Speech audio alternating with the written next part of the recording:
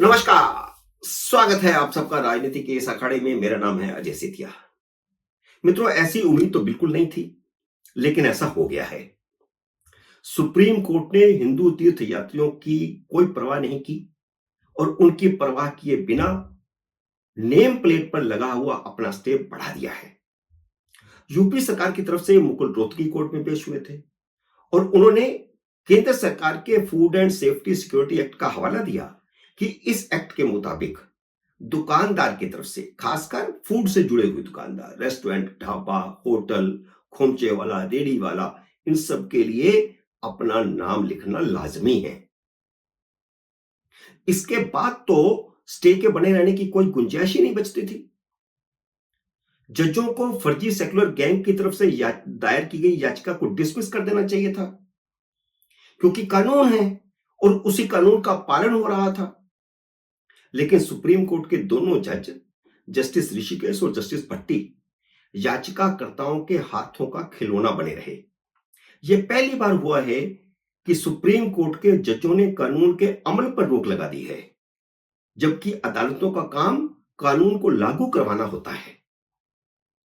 वकील बता रहा है कि यह कानून है, इस कानून के तहत यह जरूरी है, लेकिन जज कह रहा है नहीं, स्टे जारी रहेगा। असल में सेकुलरिज्म की राजनीति करने वालों ने उत्तर प्रदेश के हलालियों की मुसीबत बढ़ा दी है।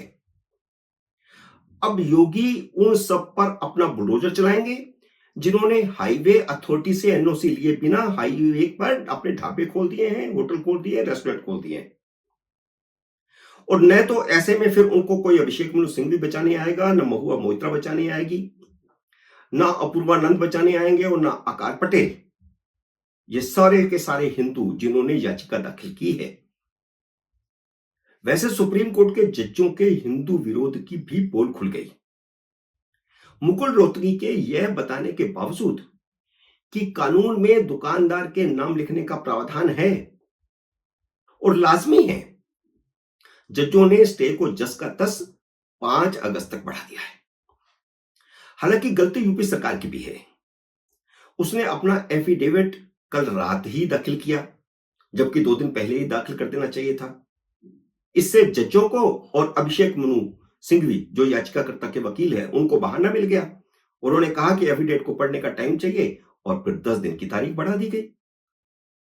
मुकुल रोहतगी के ऐतराज के बावजूद कि 10 दिन के बाद कोई मतलब नहीं रह जाएगा इसका। कांवड़ यात्रा मोटे तौर पर 2 अगस्त तक है और तारीख आपने दे दी है 5 अगस्त की। जलाभिषेक 2 अगस्त से शुरू होकर के 19 अगस्त तक चलेगा। 5 अगस्त को कांवड़ यात्रा के 15 दिन निकल चुके होंगे और सिर्फ 10 दिन बाकी बचे होंगे।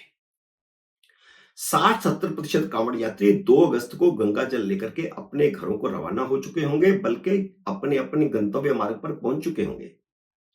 जो 30-40% कांवड़ यात्री बचे होंगे, उनकी भी आधी से ज्यादा, या ये कहिए कि एक तरफ की यात्रा तो निपट चुकी ही होगी, वे वापसी पर होंगे। तो उसके बाद इस केस की सुनवाई का क्या मतलब है? मुकुल रोहतगी ने कहा भी कि जल्दी की तारीख दे दीजिए, उसके बाद इसका कोई मतलब नहीं रह जाएगा। इतने दिन बीत जाने के बाद जब आधी से ज्यादा समय निकल गया तो उसके बाद क्या मतलब है? लेकिन जजों ने तारीख नहीं बदली, 10 दिन दे दिए। 5 दिन पहले दे दिए थे, 15 दिन निकल गए। इससे एक बार फिर साबित हो गया कि सुप्रीम कोर्ट में वही होता है जो अभिषेक मनु सिंघवी चाहते हैं। यह बार बार साबित हो रहा है। और सुप्रीम कोर्ट के जजों को अपनी छवि की कोई चिंता नहीं है कि समाज में उनकी छवि कैसी बन रही है। सुप्रीम कोर्ट अगर स्टे हटा देती तो यह मामला 10 दिन में निपट जाता और 10 दिन में सब कुछ सामान्य हो जाता, क्योंकि 10-12 दिन की तो बात बची थी। उत्तर प्रदेश सरकार ने भी अपने एफिडेविट में नेम प्लेट की यात्रा तक को इसे अस्थायी कहा था कि यह यात्रा की वजह से लगाई गई है, ताकि यात्रा के दौरान कोई तनाव ना हो, जैसा कि पहले होता रहा है। अभिषेक मनु सिंघवी ने इसी वाक्य का नाजायज फायदा उठा करके इसे मुस्लिम विरोधी बता दिया। मुसलमानों की सुरक्षा करने के नाम पर याचिका दाखिल करने वालों ने अब सारे देश में मुसलमानों के लिए ही नई मुसीबत खड़ी कर दी है, उन्हीं के लिए नई समस्या खड़ी कर दी है। जो असदुद्दीन ओवैसी और सिंघवी ने कहा था कि नेम प्लेट का आदेश मुसलमानों के आर्थिक और सामाजिक बहिष्कार के लिए दिया गया है, अब वह होगा। पहले यह आदेश कांवड़ यात्रा के दौरान सामाजिक सौहार्द बनाने के लिए था, ताकि कोई तनाव ना हो।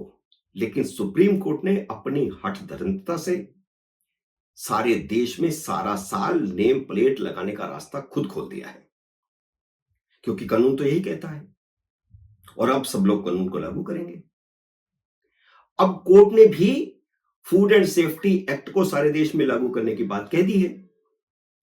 जब मुकुल रोहतगी ने कहा कि फूड एंड सेफ्टी एक्ट के मुताबिक उन्हें नाम लिखना पड़ेगा, तो जस्टिस ऋषिकेश राय की जुबान फिसल गई। उन्होंने कहा कि तो फिर इसे सारे देश में लागू करना चाहिए, सिर्फ कुछ कुछ ही क्षेत्रों में क्यों। उन्होंने कहा कि यूपी सरकार काउंटर एफिडेविट दाखिल कर दे, तो यह रास्ता खुल गया ना। तो अब यूपी और उत्तराखंड सरकारें एक्ट के मुताबिक नेम प्लेट को लाजमी करके नया एफिडेविट दाखिल कर देंगी। प्रॉब्लम क्या है? फिर देखा देखी यह हरियाणा, राजस्थान, मध्य प्रदेश, छत्तीसगढ़, गुजरात, महाराष्ट्र, उड़ीसा, असम में भी लागू होगा। जहां जहां भाजपा की सरकारें हैं वहां तो लागू होगा ही। फिर जिन सो कॉल्ड सेकुलर राज्यों में, कर्नाटक में, तमिलनाडु में, केरला में यह कानून लागू नहीं होगा, उनके खिलाफ याचिका लगेगी। इन कांग्रेसी, कम्युनिस्ट, सेकुलर हिंदू याचिकाकर्ताओं ने मुसलमानों के लिए देश में मुसीबत बढ़ा दी है।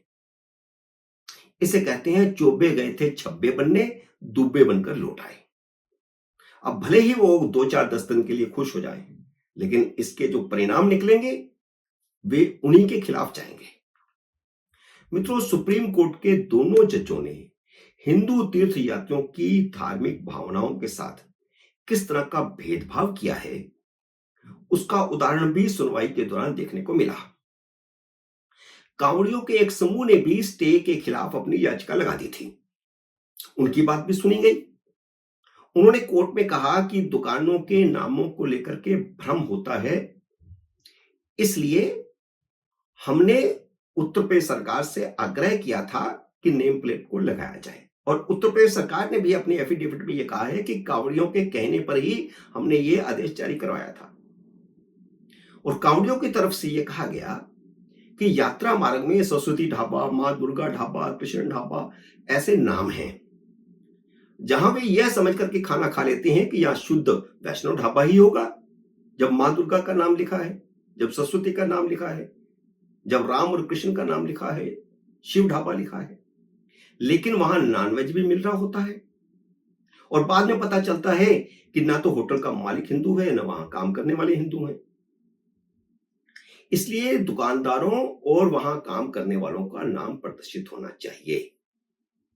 और ऐसी घटनाएं पहले हो चुकी हैं, दंगे हो चुके हैं, झगड़े हो चुके हैं, खून खराबा हो चुका है। ये पिछले कई सालों का इतिहास है। इसलिए ये एक बेहतर आदेश था, लेकिन नहीं, सुप्रीम कोर्ट टस से मस नहीं हुई। योगी सरकार ने भी यही कहा था कि ये हमने इसलिए डिस्प्ले करने को कहा है ताकि कोई भ्रम किसी को ना हो।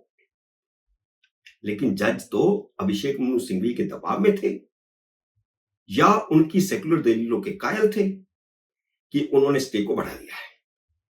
सुप्रीम कोर्ट का काम कानून को लागू करवाना है, लेकिन भारत की सुप्रीम कोर्ट कह रही है कि कानून लागू नहीं होगा, हम कानून को लागू नहीं होने देंगे।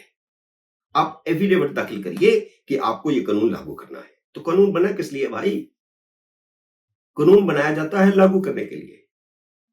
अब इस दौरान, आपके स्टे के दौरान कहीं नॉनवेज पकड़ा जाता है और कहीं दंगा हो जाता है, इसलिए तो कौन जिम्मेदार होगा? यही दोनों जज। मित्रों, उम्मीद है मेरा ये वीडियो आपको पसंद आया होगा। इसे लाइक और शेयर कीजिए। अगर आपने मेरे यूट्यूब चैनल को सब्सक्राइब नहीं किया तो कृपया सब्सक्राइब करके अपना आशीर्वाद दीजिए। जल्दी मिलते हैं अगले वीडियो में किसी नए विषय के साथ। तब तक नमस्कार।